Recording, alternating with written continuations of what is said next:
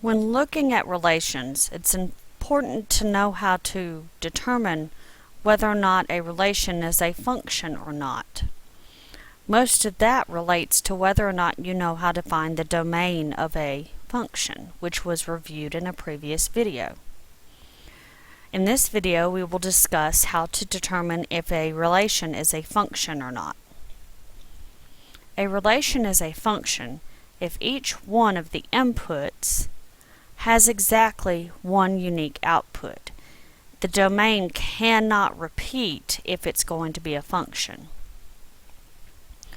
A relation is a non-function if any of the inputs have more than one output.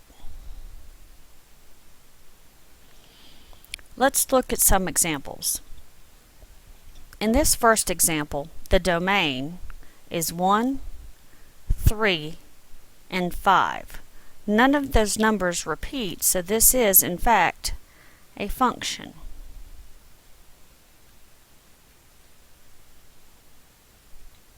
In the second example, we have 1, -1, and 4. 1 and -1 are opposites, but that does not mean that the domain repeats. This is also a function.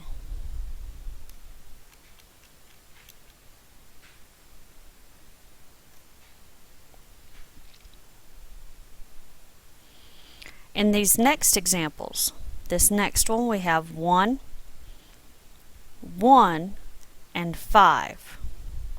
In this case, 1 repeats, so the domain has a value that has two outputs. So this is not a function. Just like in example 2 here, where we have 1, -1, and -1.